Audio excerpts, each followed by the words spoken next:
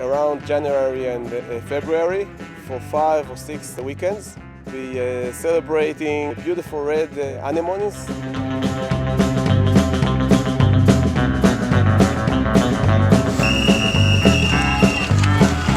People coming from all over Israel. Everyone can find his own thing.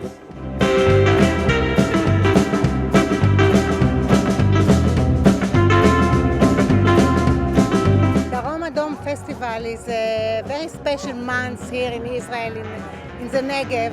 Everything gets red color around from the red flowers.